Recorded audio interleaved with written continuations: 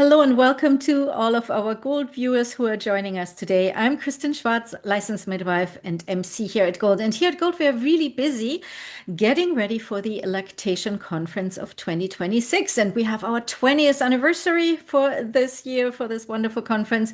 And we are also working on the add-on packages. And with me here today is Professor Lisa Amir. Welcome, Lisa. Thank you. It's good to have you here. You will have a presentation for our add-on package titled Identification and Management of Breast and Nipple Skin Conditions. A very exciting topic. Before we jump into this, tell us a little bit about yourself. Where in the world are you? And tell us a bit about your professional background. Okay. Um, so my background is that I'm a medical doctor, a general practitioner. I've worked in women's health and mostly specialized in breastfeeding medicine. I've worked in a general practice, and now I just work at the Royal Women's Hospital with the breastfeeding service. And I'm also a research professor at La Trobe University. Wonderful. Did So I you have say I'm in Melbourne? good. So I've got Yes, in Melbourne, in Australia. Melbourne. All right. Fantastic. Absolutely. It was wonderful. Thank you for giving us that overview of all the great things you do there in the world. Now, with regards to the topic, let me ask you this. You're talking about breast and nipple skin conditions. And I mean that is such a huge range of conditions that you might encounter as a lactation consultant, right, in your consultation. Um, i- is there something I'm thinking about now, different skin tones? I can imagine that certain conditions might be harder to diagnose or recognize depending on, the skin tone. What can you tell us? What can need we be aware of? Yeah, I think that this is an important topic, and I'm going to start the talk by emphasizing this that we need to be aware that skin conditions can look different depending on the color of someone's skin. And often we've talked about this rash or that rash will look red. But if someone has darker skin, it might not actually look red. So I want people to really be aware of this and to be aware how things can be different when the skin is darker.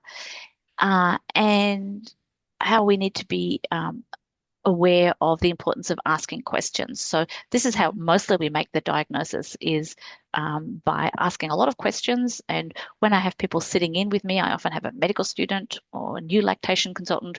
I'm sure they're shocked at just how many questions I ask. And sometimes, to get the answer, you have to ask the question three different ways. And Mhm. I find the lactation consultants don't do that because they haven't been taught to do that. They'll just Mhm. say, have you do you get eczema? And the patient will just say no because they wanting to talk about the breastfeeding. And Mhm. sometimes you have to ask three different ways to get that history from the patient. So that's one of the things that I'll be talking about. Right. And it's probably also a pitfall to really jump to conclusions, right? I remember a time, certain topics are coming up like it feels like in waves. Some topics are, more talked about. Like, let's say thrush, for example. There was a time when everybody had said, oh, thrush here and this and that. I remember that. And I'm thinking, is it just because all of a sudden we see something like that more in the field, or is it just because we're more aware and more looking for that? Can you tell us a little bit about what you've seen over the years with regards to topics that come and go, and with regards to skin changes and skin conditions? Yeah, I think one of the problems is that there's only a certain number of words we can use to describe pain. And if people Hmm. said that they had pain and it was burning or itching, radiating, people were jumping to the conclusion that it's a thrush or a candida Hmm. infection.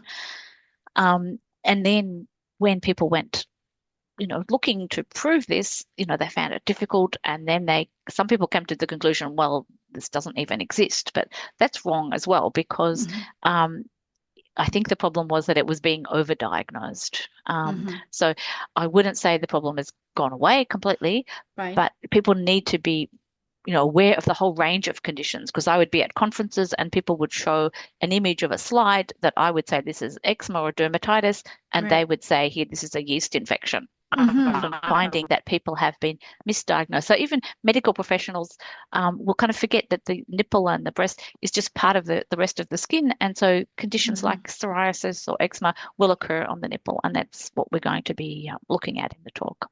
Absolutely, to really look at the entire picture and really look more deeply. Ask the right questions, as you mentioned, right? Ask lots of questions as well, as you said. It's we and you're right. As care providers, we are very quick to we want to jump in and we want to help and we want to come up with a solution. When sometimes it might be better really to step back, take a look, take a listen, right? And and instead of trying to really jump on and quickly come up with something.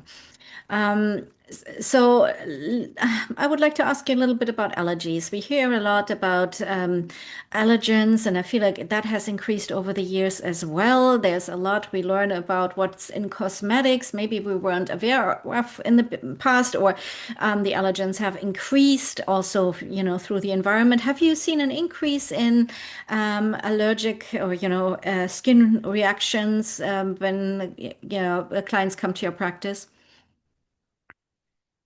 I think it's hard to say, how prevalent something is because it just depends if you're aware of it at the Hmm. time.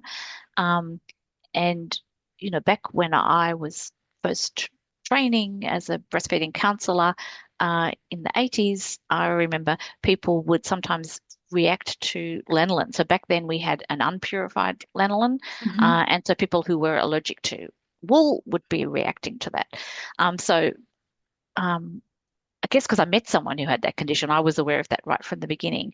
And then some companies started producing more purified lanolin, so reducing or extracting the things that people might be reacting to and removing pesticides and so on. And I think in general, people are more aware of what's in products that they use, but a lot of companies will say, "Oh, this is natural." People say, "Oh, I'm using Hmm. this nipple cream," and I'll say, Right. "What's in it?" And they say, "Oh, I don't know. It's natural or something." Well, okay, it may have a natural aloe vera or a natural this or Yeah. that, but what else is in it? Right. And so people really need to, ask their client, do you have sensitive skin? And those people need to be Hmm. really careful. So some people can put anything on their skin. Um, but if someone has sensitive skin, then they really need to be looking at what products they're putting, on the nipple or breast and what they're using. Absolutely, absolutely. Now let's talk a little bit about medications. Since we're also talking about breastfeeding, what do we have to be aware of with regards to treatments of skin conditions and when it comes to also to breastfeeding? Well, I guess people, will be thinking about if you're putting something on the nipple and then the baby is going on immediately, then they Hmm. could ingest it. So um, that's why, we do want to use products that are as purified as we can and avoid, things with too many ingredients. But on the other hand, we don't need to be overly cautious and say, well, we can't use anything. And obviously, if someone had a condition where they needed to take something orally, Right. they have an asthma attack, they're going to be giving them, intravenous steroids. Often I'm at the hospital and I say, if you came downstairs to emergency, they'd be filling you full of steroids, whether you're breastfeeding or Right. not. So we don't need to be completely avoiding steroids, but we just need to be careful when we're applying something to the nipple that we would use it for a minimal time and we put it on, after the breastfeed. But generally, if people know how to use things, kind of sparingly, if it's rubbed in, it's going to be absorbed in a couple of hours anyway. So, Right. Hmm. I would be usually saying to people, you don't need to wash it off. Only if the baby needs to go on immediately, then you should try and Right. wash it off. But generally, yeah, we use things that are safe. It's going to be absorbed in a couple of hours. Right. What other tips can we give our clients as lactation care providers to avoid certain conditions? I think you will be talking also about these silver nipple shields and other things. Is there anything we should, make sure that our clients know beforehand? Yeah, I think because people often experience pain or damage. They're wanting a product that's going to fix it. Hmm. So firstly, I'm always saying, not my number one rule is let's try to avoid nipple damage. Right. Yeah. But then if people, there is damage, well, then there could be a place for using a product, but to try and retain the moisture. But it should be just used for a brief time and not to be Hmm. using products like silver caps or hydrogel dressings continuously, because then you're getting this effect where the skin is just kept moist and it doesn't get a chance to heal. So it's like people, having their hands in water all day. Um, Mm-hmm. it's really not good for the skin. Yeah, that's a very good point. Yeah, if you think like we can, possibly avoid something and might be, causing damage without actually knowing. That's absolutely right. Lisa, before I let you go here, any final words for our viewers? What are you hoping they will learn or take away from your presentation? I think they'll just think more about the skin, and I've had quite a fun time preparing this talk because I've had to delve Yeah. more deeply into some of these skin conditions.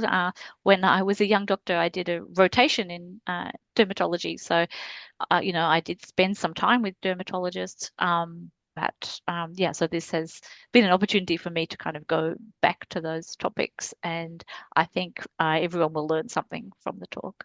Oh, fantastic. Thank you so very much. Yes, we will benefit from all the wonderful knowledge that you have collected from us. You will be showing us case studies and images. So really, we can take that knowledge and apply in our practice. Thank you so much for being here today. And we're really looking forward to your presentation for the Gold Lactation Conference add-on package.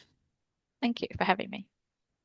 And for our viewers now, if you would like to find out more about Professor Lisa Amir's presentation and all the other presentation in the add-on package, and of course the lactation conference, we invite you to go to goldlactation.com. We get started on March 30th. We have an open access, free of charge keynote presentation that is available, so you can sign up for that there as well. And please share that also with your friends and colleagues in the field. And I hope to see everyone at the conference. Bye bye, everyone.